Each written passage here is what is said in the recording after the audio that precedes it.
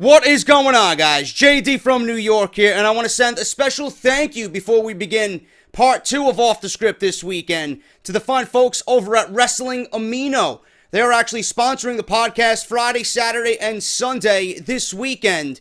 And if you guys don't know what Wrestling Amino is, I am here to make sure you are aware of what is going on, man. Wrestling Amino, if you love professional wrestling, this is an awesome community that I want you guys to be a part of. It is a free app available on Apple and Android devices via iTunes and Google Play.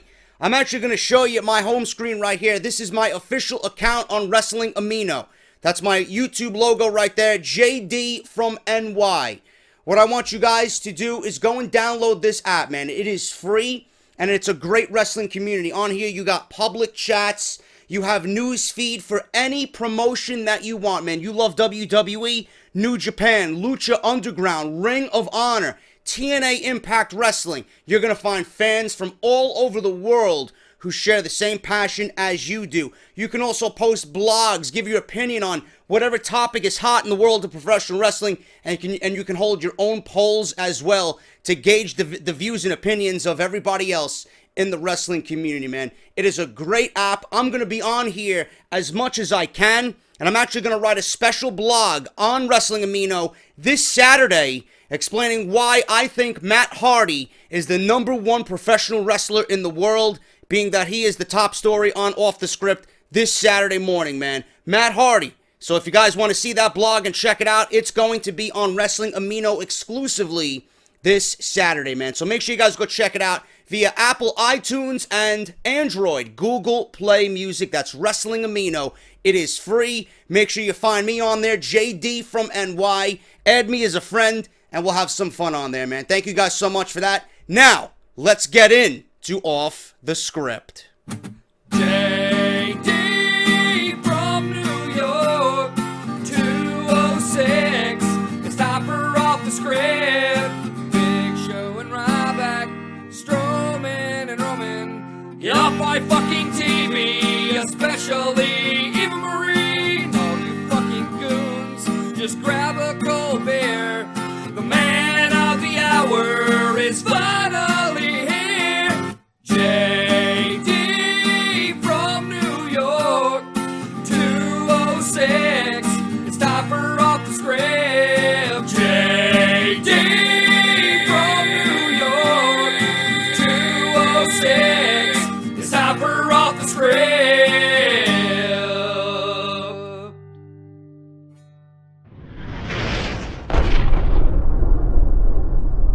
What is going on, guys? JD from New York here.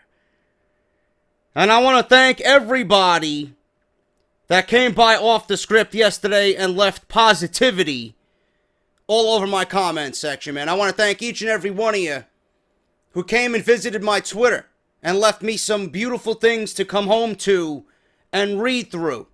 I want to thank each and every one of you who continue to love and support what I do here. I want to thank each and every one of you who watch Off the Script every single weekend. You mean the world to me, and I'm going to continue doing what you guys love on this very podcast. Do you want to know why? Do you want to know why? I don't think you want to know why, but I'm going to tell you anyway.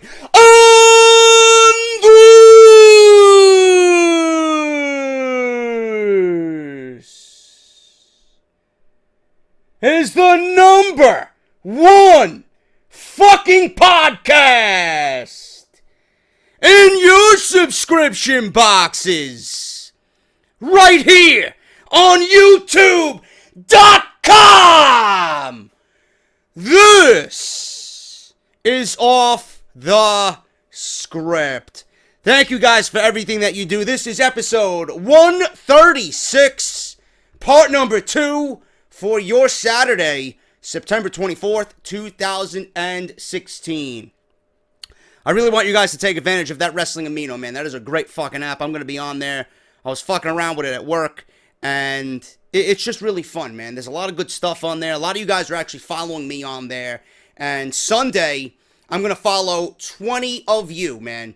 So leave me your profiles down in the description, or down in the comments, I should say. Leave me your screen name or profile name down in the comments below, and the first 20 that I see, I will personally follow on Sunday morning. So make sure you guys go check that out, man. Wrestling Amino, iTunes, and Google Play Music. If you guys want to support the podcast, obviously Patreon is still alive and well. Thank you guys to everybody that's pledged and has pretty much come out and say that you will be pledging after yesterday's video. I greatly appreciate them, man. Thank you guys so much. That's patreon.com/JD from NY206. Never an obligation. I never demand you guys pledge or donate, but it is there if you guys want to take advantage of that. That's patreon.com/JD from NY206. The best perk about being a Patreon is you get all my off-the-script podcasts, whatever I can get up there early, man. It's always early access for everybody that is a Patreon on my patreon.com account. If you guys don't want to do that, you can always support the podcast and the channel in a different way, man, and that is through Barbershop Window. We are an official partner for Barbershop Window, so make sure you guys go and get your merchandise and look good for the fall season as you're drinking a beautiful, delicious pumpkin ale with a beautiful, cold, crisp October night fastly approaching. So it's going to be awesome, man. Make sure you guys do that. You got the Eva Marie, the Roman Reigns, the Big Show, and the 4 Goons, man. 4 versions of Get Off My TV. Version 5 is coming very, very soon, so I will definitely let you guys know about that. But if you guys want to continue to buy the merchandise, man, it is there.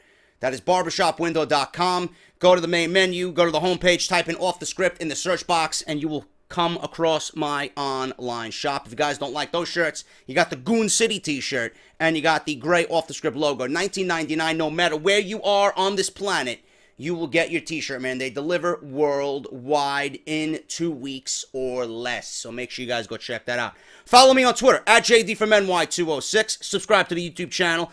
I have no idea what the fuck you're waiting for, man. Hit that subscribe button if you guys want the latest and greatest WWE news and rumors delivered to you like nobody else can do it. Off the Script is the best fucking place for that, man. WrestleRumble.com. This is another big one, man. I want you guys to take advantage of it because I am going to be in it. In fact, I'm already entered because I'm not missing this opportunity. WrestleRumble.com. Listen to this. You go to WrestleRumble.com and you get your entry form, man. You gain entry, you buy in, right? And you guess the winners of Clash of Champions. If you guess correctly and you use your knowledge, the best to your ability for Clash of Champions, and you guess the winners, first prize is not only $500, but first prize also gets second row seating for NXT Toronto TakeOver, man. How fucking great is that?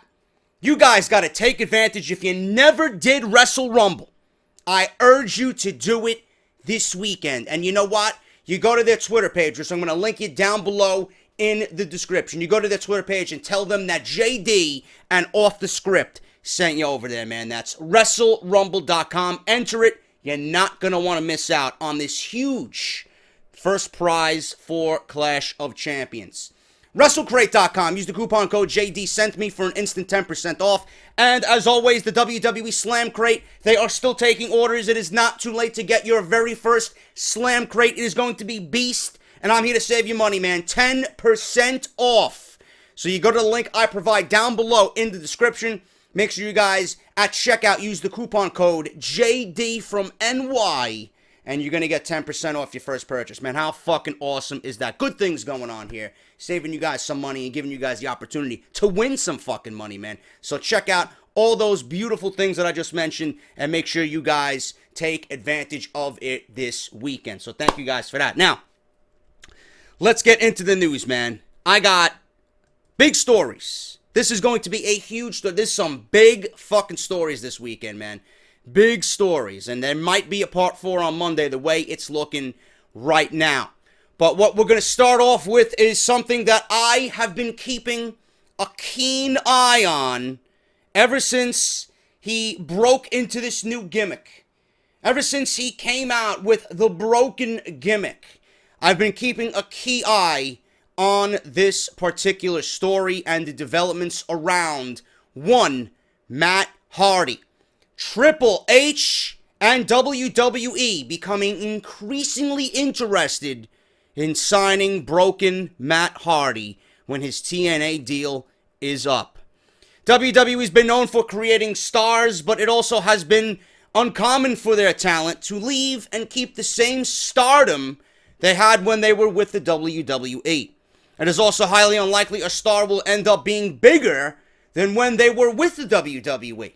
However, this is not impossible and can happen.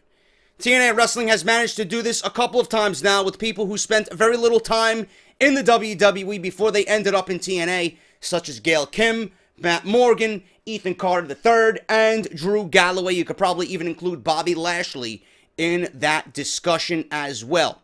But there is one more who pretty much supersedes all of them. All of those names were with the WWE for a little while, but never truly left the mid-card scene at best. Only Gail Kim won a title amongst everybody that I just mentioned. However, one man has basically reinvented himself since leaving the WWE, and that is Matt Hardy. He would leave WWE seemingly on bad terms as he literally tried to get fired. WWE would not release him, and he did all he could to get his walking papers. So he left.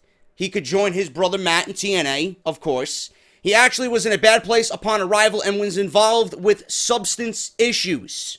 Thankfully, he got better and not only found love once more in Rebby Sky, but also had a son named Maxwell, who we've seen a number of times recently on TNA television. Seeing his career start to go downhill, Hardy would go on to develop himself more as a rich guy heel in the ring, and that was in Ring of Honor, and then most notably would turn into a crazy man who happens to be 3,000 years old, but from the future in TNA. And I just smile because that's just fucking awesome, man. I mean, only in the world of professional wrestling, you know, you could be engulfed in a character who is Matt Hardy, and he plays a character that's 3,000 years old, but he's from the future. Unbelievable, man. Unbelievable. It just makes me smile, man, because it's just so fucking ridiculous that it's so fucking awesome. Originally seen as a completely idiotic gimmick, and I'm going to stop right there. I usually am one who is quick to judge, and that's exactly what I did with Matt Hardy. When I seen that first trailer for their match, right, when Matt was playing the piano, and you know, Jeff comes in to sign the contract, and then they go to the Hardy compound, and Matt just chokeslams Jeff off the ring apron through a table that never breaks. It was just ridiculous to me, man, but I watched it over and over and over again. And then I just seen all the buzz around this, and no matter how ridiculous that promo and that clip came off, it struck a chord with not only me, but with everybody. And I've mentioned this. I put the gimmick down, and I labeled it as something that Matt Hardy would never be successful at. Boy, was I fucking wrong. Little did we know Matt would turn this gimmick into a gold mine. Little did we know Matt would turn this gimmick into the best thing right now in all of professional wrestling. The broken Matt Hardy character ended up getting interesting after a little bit. After that first phase, it got better and better and better. Eventually, it became hilariously popular and actually managed to get a ton of attention around the world, pretty much making us forget about what Matt ever did with the WWE for a while. While the impact of this character, and with a normal Impact Wrestling broadcast on Pop TV, they usually get with the ratings of anywhere between 300,000 to 400,000 viewers on a weekly basis. The Delete or Decay and Final Deletion matches have managed to grab millions of views on YouTube alone. Basically, Matt Hardy is literally multiple times better than the place he works. This has not gone unnoticed either. According to Dave Meltzer and the Wrestling Observer, WWE executive in charge of talent relations Triple H wants to hire Matt Hardy when his deal with TNA ends in early 2017. There was already said to be interest in signing Matt's brother Jeff, but no one knew if Matt would come in with him or not. The idea is that his character managed to get so over that the WWE felt he would do well with it in WWE. Matt does have, this is very important, Probably the most important aspect of this entire story. Matt Hardy does have creative control over his character in TNA and does insanely well on the independent scene. On top of this, he makes his own schedule, which is always pleasing to do as a veteran in the business. That said, WWE would have to come with a very good offer for Matt to want to leave where he is now. Clearly, WWE would be able to outbid TNA to keep Hardy, so money is not really the problem. What it's really going to come down to is what is going to make Matt Hardy happy. And before I even continue this fucking story, it is ultimately going to come down to what makes Matt Hardy happy. I know he is happy doing what he's doing. I know he is happy where he is. I know he is happy in the direction of his career and in his personal life and his wrestling gimmick. I know he is happy. It shows on television. You see he's having a good time. You know he's in the gimmick. He lives the gimmick every single day. Ever since this happened, I don't think I've seen Matt Hardy out of gimmick.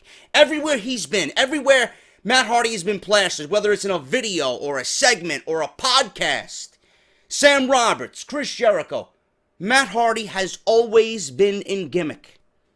You know he is loving what's going on right now. It's ultimately going to be down to what makes him happy. Is the WWE going to give him the creative freedom over his character? I don't know. I doubt it. They would be foolish to let Matt Hardy slip through their fingertips without giving this guy what he wants. That's how good he is right now. That's how in demand Matt Hardy is right now. I know deep down, just like anybody in this business, Matt would love to come back home. Matt would love to be at WrestleMania. Matt would love to be in that huge spotlight on Monday Night Raw or a SmackDown, a WrestleMania. Matt would love to go against some of the best that the WWE has to offer right now. I could see Matt versus Bray, Matt versus Randy Orton, Matt versus Owens, Matt versus Balor, Matt versus Sami Zayn, Matt versus AJ Styles, Matt versus Cena. Anything you put in front of this guy, Matt will turn it to gold. That's how good his gimmick is. WWE would be absolutely foolish to let their demands and their set ways, they would be foolish to let that get in the way of bringing in someone like Matt Hardy now, who is more popular now than he ever has been in his entire career. I am not going to gauge this on the Hardy Boys' popularity. The Hardy Boys were a one-of-a-kind tag team that you don't see come around that often. They are a once-in-a-blue-moon type thing. But I'm talking about as far as singles go. Anything that Matt's done personally, singles-wise, he's absolutely blown away with this broken Matt Hardy gimmick. In fact, I would go as far to say Matt is doing what he's doing now better than anything Jeff did in his prime. And I state that with 100% confidence. I look anybody in the face and say to them, you know what? Matt is doing better now than Jeff did in his prime. That's just the way I feel about this gimmick. That's how confident I am in Matt Hardy. But WWE, if I was them, I would give this guy creative freedom over his character. I would give him what he wants to be comfortable, to take this gimmick from where it is now, and it's sitting pretty right now, to here. That's what I would do. You're going to go from TNA, and then you're going to go to WrestleMania. WWE has to give this guy what he wants to be happy. They know this is a golden gimmick, and they would love to have this type of buzz with Matt Hardy in the WWE.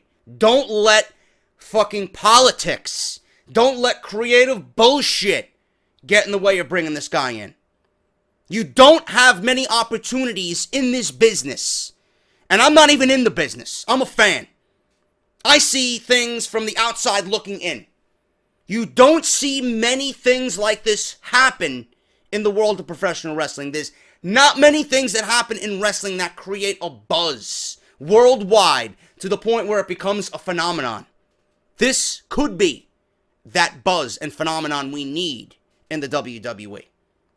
If Matt Hardy is bringing in ratings like this for TNA and getting them from 300, 400,000 viewers to the millions plus who watch Impact. Imagine what Matt Hardy could do for a SmackDown or a Monday Night Raw. But I don't know. The documentarian Jeremy Borash is the mastermind with Matt Hardy behind the final deletions. So I don't know, man. I don't know what's going to happen there. Borash is a TNA veteran. If there's anybody that's been there since day fucking one, it's been Jeremy Borash. So I don't think he's going to be coming over to WWE. What's going to happen with the final deletions? What's going to happen with all that? And everything that they've accomplished so far with that gimmick. And that type of match. And that storyline. Are they going to do it well in WWE? Are they going to really pay homage and respect to what Matt Hardy has created here, and that is something different? Something different that we don't normally see in the world of professional wrestling? I don't know. What about his wife? What about his son? What about Senor Benjamin? What about Vanguard 1? You got to get everybody involved in a package deal. Matt Hardy, obviously, is the key component here, but the supporting players in making this work hold so much importance that I don't think WWE even realizes. Senor Benjamin, his wife Rebecca, Maxwell, everybody that plays a role in making this work is vital to Matt Hardy's success. It comes as a package deal. You need to bring everybody on board for this to work. And I hope that's where this eventually leads. And I hope Triple H knows that. I hope Vince McMahon knows that. Because you know this gimmick is getting over when fucking Roman Reigns comes out and chants of delete ring through the arena. I mean, at SummerSlam, we heard chants of delete when the Universal Championship was unveiled. When the Dudley Boys came out on Monday Night Raw and retired, and they mentioned the Hardy Boys, 16,000 people in the Barclays Center were chanting delete. And it took every fiber, every muscle in Bubba Ray's face not to smile when the fans chanted delete. This is special, and WWE needs to realize that. Money's not the problem. The schedule may be the toughest thing. On top of this, TNA owns the broken Matt Hardy gimmick. So he could not use the same exact stuff in the WWE. He may have the ability to keep some intellectual property, but the name and merchandise and the material that goes along with it will be owned by TNA. Matt Hardy is obviously Matt's real name, so he cannot have that removed. Also, deleting something is most likely seen as things that are done all over the world, so TNA may not be able to claim that either. A lot has to go into this, and a lot has to be looked into for Matt Hardy and his jump to the WWE for it to be successful. WWE reportedly sent out feelers. He knew they would come. And he knew the company is interested in him. And he knew the company wants to negotiate with him. That being said, Hardy and WWE are certainly going to discuss a move. The real worry is that WWE won't let him have as much control as he would like over his character. And obviously the character itself is a concern, as we do not know what all can come with him from Impact Wrestling. That would be a shame. That would be a shame if that is the deciding factor, that TNA owns most of the broken Matt Hardy gimmick. That would be a damn fucking shame. And that might very well be the decision that keeps Matt Hardy in TNA. You know? I don't know what WWE can do about that. Maybe there's a loophole somewhere. Maybe they can spawn it off and do something similar but under different pretenses. I don't know.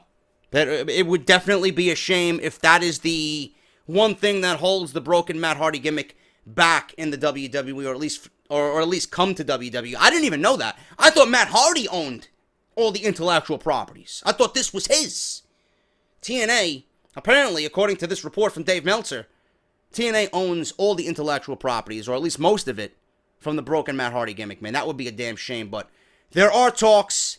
WWE would be foolish not to sign Matt Hardy, and this is going to become increasingly interesting as the months go on, because before you know it, Matt and his contract will be up. We are going into October. Before you know it, Thanksgiving, Christmas, and then before you know it, the Royal Rumble is going to be here. And it's going to happen. Talks are going to intensify. The rumors are going to get bigger and bigger and bigger and hotter and hotter and hotter. And I will keep you updated every step of the way because this is one thing that I, as a fan, am mostly interested in. Matt Hardy, interested, or at least WWE, I should say, is interested in bringing in broken Matt Hardy. Something we talked about during the preview and predictions segment of this weekend's show. WWE planning to push Bayley versus Sasha Banks as a main event for an upcoming brand exclusive pay-per-view. At WWE Clash of Champions, Charlotte will defend the WWE Women's Championship against Sasha Banks and Bayley. It was reported a few weeks ago that another match between the Boss and the Champ was essentially a guarantee. But Bayley wasn't expected to be involved in the title picture after being brought to the main roster. Obviously, WWE's creative plans have changed because the triple threat match is a go. The quality of the triple threat match isn't in question, nor is the decision to put these three women in the same match. The outcome and the development of Raw's women's division are the main concerns. WWE fans are wondering if it will be Bayley, Charlotte, or Sasha walking out as the WWE Women's Champion for Monday Night Raw. But WWE is thinking about making history and doing something that has not been done before. Although the odds are that Charlotte will retain her title and walk out of Clash of Champions to begin a looming feud with Dana Brooke, WWE officials are throwing around the idea and have started planning something historic for Bayley and Sasha Banks to do after WWE Clash of Champions, no matter who wins. As WWE's women have continued to gain prestige and legitimacy over the past year, the debate has begun on when they will be given a fair opportunity to main event a WWE pay-per-view. Some people have scoffed at the idea, while others have embraced it. Most people have made the argument that WWE's women can and should be given the chance to main event a WWE pay-per-view, but only when the feud has the momentum to finish at the pay-per-view. According to a recent report, WWE officials have been tossing around the idea of booking their women to main event an upcoming WWE Raw branded pay-per-view. The expectation is that it would be either one of the upcoming pay-per-views, Hell in a Cell, or something early in 2017, which would feature Sasha Banks versus Bayley. The powers that be are obviously thinking that the two women did it in Brooklyn and NXT last year, so it's not out of the question for them to do it on WWE's bigger stage. There is no question that the time for WWE's women to main event a pay-per-view is coming soon, but WWE has to be careful not to force them into a spot just because they did it in NXT. When Banks and Bayley got to main event NXT TakeOver Respect, it was because they stole WWE SummerSlam weekend at NXT TakeOver Brooklyn. And the momentum of that match made it appropriate for them to do it all over again and to get that spot. Simply put, Banks and Bayley earned their spot to main event NXT TakeOver Specials. No offense to any of the women that were involved, but they have really done that. But have they really done that, I should say? Have they really done that on WWE's main roster? WWE's women haven't had a main event match on Raw or SmackDown since Trish and Lita did it a decade ago. The problem isn't that the Boss, Bayley, or anyone else on the women's roster couldn't handle the spot. It's about the presentation. The match and the feud between the two women must be strong enough to validate the main event spot, which hasn't happened yet on Raw or SmackDown this year. They can't even validate the fucking men to be in a main event spot on their pay-per-views. They're going to validate the women in being the main event at a pay-per-view? No. I have absolutely no faith in WWE's creative decisions. So, WWE is trying to give an answer to these questions, which is a great thing. They just need to be careful not to force the match before the WWE Universe accepts it completely. WWE officials were reserving Banks versus Bayley for WrestleMania 33, which we discussed during the preview and prediction segment of Clash of Champions. But if the time is right and those two women are going to make history after Clash of Champions, maybe WWE will have to make the WWE Universe recognize the reality that women's wrestling is here to stay. The WWE have given us absolutely nothing of importance or nothing that should really be spotlighted as far as the women go, man. if you look at the way Monday Night Raw, not only the women, I'm talking about the entire show, and I discussed this already, and I don't want to sound like a broken record. Monday Night Raw is all over the place. They can't even book correctly with the men, with the mid-card, with the main event. They can't do anything correctly. Everything feels rushed. Everything feels out of place. There's loopholes and logic holes everywhere. Decisions that are being made are not logical. For example, one thing I really highlighted when I went over the Clash for Champions pay-per-view is that the cruiserweights have been built up for 5 weeks before coming to Monday Night Raw. If I was in charge of Monday Night Raw, I would have debuted the cruiserweights right at the 8 o'clock hour when most of the eyes are watching Monday Night Raw. What does WWE do? They wait till 10:30 in the third hour, and they debut the cruiserweights in the hour in which Monday Night Raw has the least amount of viewers. What sense does that make? You already spelled failure with the cruiserweights by debuting them in that spot and not to open the show. I wanted to see a 15 to 20 minute fucking barn burner to open that show, and they did not give it to us. They opened the show with fucking Mick Foley talking about the fucking bullshit happening with Roman Reigns and Seth Rollins and Kevin Owens and Rusev. Who gives a shit? Everybody wanted to see the cruiserweights, yet we see them at the 10:30 hour, in which Monday Night Raw is accumulating the lowest ratings of the night. And then you got fucking idiots who say, well, the cruiserweights failed. No, the WWE set the cruiserweights up to fail. Monday Night Raw, by default, is a failure. So everything on that show, no matter who you are or where you are, is going to fail. Because Monday Night Raw is exactly that, a failure. So don't give me that bullshit. WWE gonna push Bayley and Sasha Banks as a main event for an upcoming pay-per-view? What else do I need to say? Are they going to recreate what they did in Brooklyn? No. Are they going to recreate the 30-minute Iron Woman match? No. There's no point in rushing to something to say, I did it on the main roster. There's no point in rushing to say, you know what, we did a monumental moment. The women are headlining a major pay-per-view. Why do you have to put yourself in that position when you know you don't have the creative writing to make these women feel important? You don't have the storyline build like you did for NXT TakeOver. You don't have the storyline build for NXT TakeOver Respect. You're just going to throw them out there because of their name recognition. We got Sasha Banks and Bayley main eventing a pay-per-view. What's going to be on the line? Is there a championship going to be on the line? Do they have any type of friction or storyline? Is there any type of emotion in this feud between the participants and the people watching at home? No. If there's nothing to fight for, if there's no emotional investment from the people watching at home, why are you going to give us something for the sake of saying we did it? When it makes no sense. It makes no sense. This is why I said when we talked about Clash of Champions, I don't even want the triple threat match to be happening. I don't even want Bayley and Sasha to be in the same ring competitively until WrestleMania. You want something to be built. You want something to be intriguing. You want storylines that are going to be emotional so that the people at home can say, you know what, I care. You keep these women apart and you let them go. And you build a storyline that leads to WrestleMania, and that is where the feud ends. WrestleMania is supposed to be a pay-per-view in which feuds and storylines end. Then you come out on Monday Night Raw and the WWE proverbial season starts all over again. But WWE doesn't book like that. WWE does not care if there's storyline. They want to do something for the sake of doing it. They want to give you a steel cage match for the sake of, you know what, we popped a 1.88 rating. We got fucking slaughtered in the ratings. We'll put a steel cage match on, even though a match between Roman Reigns and Kevin Owens doesn't need it. It'll simply be there to attract the viewer while they're changing the fucking channel. Oh, look, a steel cage match. That's the only reason why they did it.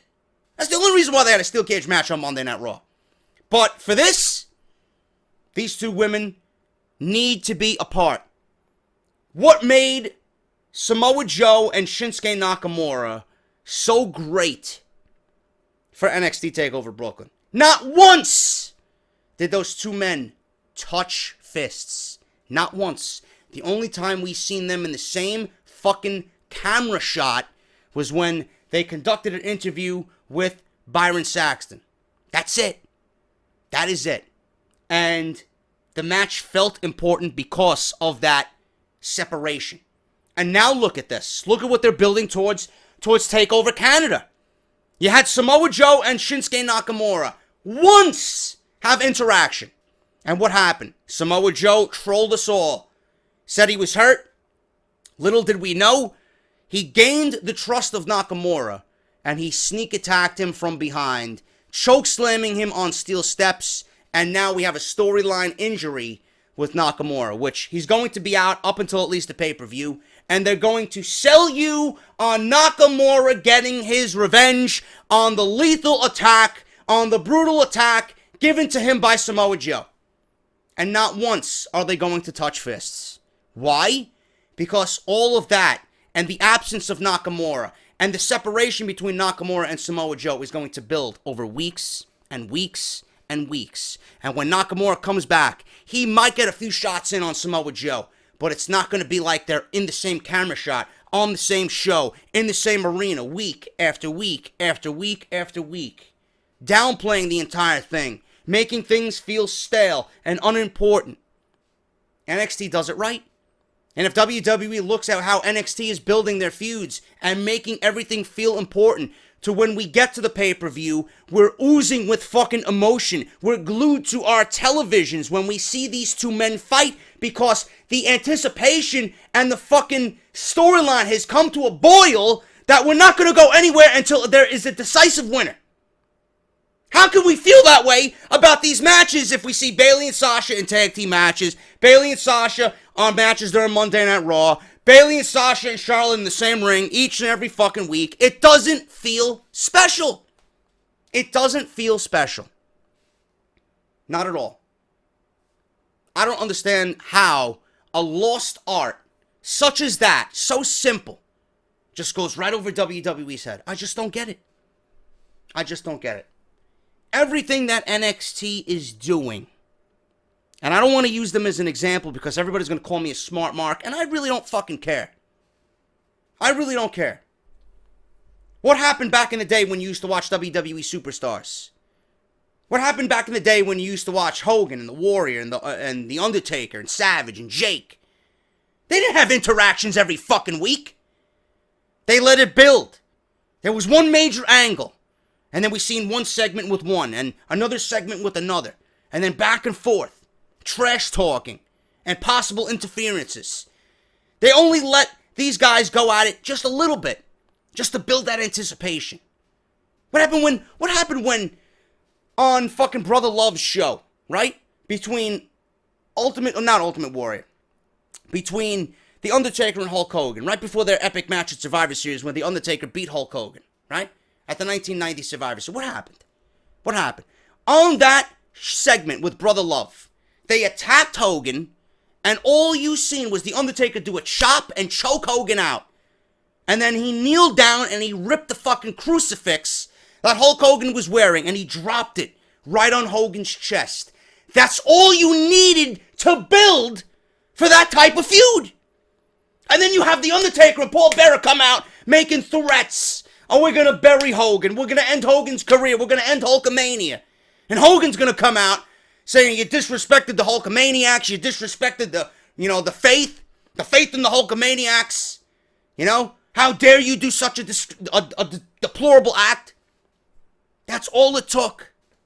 That's all it took. You never seen The Undertaker fucking make ringside appearances at the announce desk. You never heard The Undertaker come out and fucking try and interfere in a match. Hogan was never on Superstars all that often. And then when they finally fought, and when The Undertaker tombstoned Ric Flair quite shitty on the steel chair, or I should say, when Undertaker tombstoned Hogan thanks to Ric Flair on the chair, what happened when Hogan lost the title? It was shock. It was great. It was momentous. It was monumental. It was historic. And all because of simple booking. All because of simple booking. Again, how all of this just goes over WWE's head, and they don't pay homage to what works. This new way. Oh, we need to see it now. The wrestling fan needs it now. No. Why was the Daniel Bryan situation so fucking great? How many weeks did we cry and cry and cry? When is Bryan going to get the fucking title? When is he going to get his opportunity? How many times is he going to get fucked over? All those times that he got fucked over. Week after week, month after month, pay-per-view after pay-per-view, Raw after Raw. When the decision was made that Triple H had enough and he was going to give Bryan his match at WrestleMania, and then when Bryan went on to win the fucking title at WrestleMania, it just felt so good. It felt great. We don't see blow-offs to feuds anymore. And when they do, we're already thinking about what's next. WWE's mentality as far as the way they want to go about things is completely fucking skewed. Completely skewed. Absolutely pathetic. Bayley and Sasha need to be separated until WrestleMania season. I don't give a fuck what you gotta do. You got enough women on that roster to keep them occupied. If not, you go out and get more women and bring a few more women to the fucking roster to keep them separated. That's it. That is it. I have nothing more to say on that. I hope I made sense and everything. This type of situation infuriates me. It frustrates me. Because this is something special and should be treated as something special because it was special when NXT did it. How does it make sense if it's special in NXT and feels just like everything else on Monday Night Raw? There's a disconnect there, and WWE is afraid to admit it. And I know there's a disconnect there. You know there's a disconnect there. What is it going to take for WWE to wake up to realize that there's a disconnect? Tamina Snuka close to a WWE return. Is she heading to SmackDown or Raw? Does anybody care? Probably not. Tamina Snuka is one of the most underutilized and intimidating women that WWE has ever had. Okay, that's a great way to open up the fucking news report. Speaking very highly of her. Yet she's never been taken seriously as a legitimate top star for the company and has been left to float around, doing nothing. Before Nia Jax, she was the only female on the roster that could make being a monster heel believable. But WWE has never booked her that way. Her unique abilities were ignored, and so was the legacy of her last name. Shortly after WrestleMania 32, Tamina went down with an injury that required surgery in her leg for torn ligaments. She hasn't wrestled in a WWE event since late April, but she's making a comeback very soon. According to several reports, Tamina Snuka is close to a WWE return. The interesting thing about the brand extension is the question of Raw or SmackDown will always be the first thing to answer. On paper, SmackDown is a better place for Tamina because Nia Jax has the monster heel role on Raw locked down. However, Jax versus Snuka would be a really fun feud to see for Raw's women's division. Where's she going to go? I was never a fan of Tamina and what she did in the ring.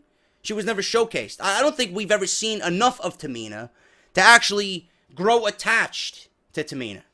To grow emotionally invested in Tamina. We haven't seen enough of her. Every time she was in a match, she either get pinned immediately or never got in the match to begin with. She was always part of a stable, always part of a clique or a group. Who cares? At this point, who cares? It's been years and years and years of neglect and being underutilized. Now we're supposed to care? Put her wherever she wants. Put her where you want. Who's gonna fucking care? Make a believer out of me, if you still can. Is she going to Raw or SmackDown? She'll probably fit better on SmackDown, just like everybody.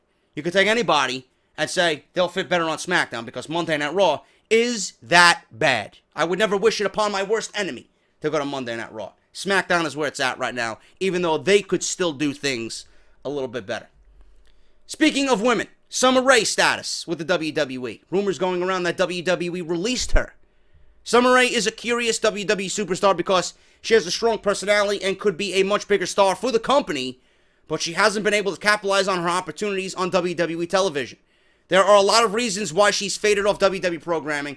A lot of it is booking. A lot of it has to do with the talent. Simply put, Summer isn't a core member of WWE's women's division, but that doesn't mean she can't be useful for the WWE product and help the company in other ways. Since the WWE draft, she hasn't been featured on WWE programming whatsoever. She hasn't been on Raw, SmackDown, or NXT, or even house shows. So what happened to Summer Rae? Frankly, a lot of people don't think about her at all. They consider her to be a talent who is potentially on the future endeavored list. If these people do think about her, they're going to wonder if she's been released. According to a report from CagesideSeats.com, Summer Rae has not been released. The reason why she hasn't been featured on WWE programming is that she's dealing with nagging injuries to her neck and her back. Everybody attributes Summer Rae to doing some decent work at NXT. Why isn't she doing this on WWE television? If she's able to come back and she's medically cleared to go, give this woman something to do. If there's two divisions, and I've mentioned this week after week after week, not only the tag team division, but the women's division. If there's another division besides the tag team division that could use all the help it could get, it is the women's division. You got women you're not using. You got Alicia Fox. You got Tamina. You got Summer Rae. Who else you going to go out and sign? There's been rumors going around week after week that WWE is going to get Victoria and Melina to come back. Where are those women at? So obviously WWE could use women, but they refuse to use Summer Rae. They refuse to use Alicia Fox. I think Alicia Fox is being used right now for the first time since the brand split. Summer Rae hasn't even appeared on television since the brand split. So again, I ask, why would I care if she comes back or not? WWE has made her feel unimportant, and by default, she is going to be unimportant. Where's she going to go? I don't know. At this point, who the fuck cares? Hulk Hogan returning to WWE programming for WrestleMania 33. This is another story. Each one of these last three stories. Does anybody fucking care? No. Hulk Hogan. WWE Universe still has so much admiration and appreciation for Hulk Hogan's accomplishment in the business that his recent issues in the public have largely been forgotten or forgiven by most people. Time heals all wounds, I see. However, WWE as a company doesn't feel that way because they've spent the last year getting as far away from Hulk Hogan as they can while he continues to clean up his public image and take his public lashings. Very recently, there was a report that WWE was beginning to test the waters for a potential Hulk Hogan return. The story hasn't picked up steam yet, but it could be around WrestleMania 33 next year. According to a report from RingsideNews.com, the possibility of Hogan returning to WWE programming is still very much up in the air, but his return would be around WrestleMania if it's going to happen anytime soon. It may not seem like it, but it'll be WrestleMania season again before you know it. Over the next few months, WWE will likely make it well known that Hogan is returning because a surprise return may be too much for the Hulkster. And all I'm going to say is this. Obviously, with the ongoing storyline of Mick Foley on WWE Raw, I made a bold prediction that after Mick Foley's time on Monday Night Raw comes to an end and Holy Foley's first season is done and over with, I feel he is going to be removed as the GM for Monday Night Raw. I think Hogan, if they want to bring him back to television and give him a great role, I think Hulk Hogan working alongside the McMahons to GM Monday Night Raw would be the absolute best fit. It would probably be the best fit for Hulk Hogan. That's just my honest opinion. He's not getting back in the ring. He's not having one more match. And, I mean, other than that, if he wants to be on programming, I would take it. I mean, who the fuck doesn't want to be the GM of Monday Night Raw? Hulk Hogan, I think, would do a very good job. That's the role I see for Hulk Hogan. And I do foreshadow seeing Mick Foley let go from his WWE duties on television, not from the company, as GM for Monday Night Raw. I could easily see Hulk Hogan sliding in that position. Thank you guys so much. That is everything I got for Off the Script. Saturday, I'll be back on Sunday. All weekend, I'm going to have late breaking news and rumors for Clash of Champions. Make sure you guys are subscribed. All you got to do, I want to let you guys know about this too. Next to the subscribe button on my homepage, on my YouTube page, there's a little bell. I want you guys to click the bell. Click the bell for me, and you're going to have a little menu pop up. It's going to be automatically, if you subscribe to me, it's going to say highlighted. You're not going to get everything I upload. So what I want you guys to do is I want you to click the all button so that you get all my uploads on my channel. I'm going to make this very well aware over the next couple of days, because I know that YouTube is fucking with the sub boxes and they're fucking with the algorithm and what they want shown in the sub boxes. They don't want spam, and this is their way of filtering out the spam. You know, like the Sean's View spam, the fucking 8 or 9 videos. YouTube will only push out what they want to show you if it's highlighted. If you select all, you're never going to miss an upload from JD and Off the Script. So make sure you guys do that for me, please, okay? I will go over it again on tomorrow's video as we get into Clash of the Champions. But that is pretty much it, guys.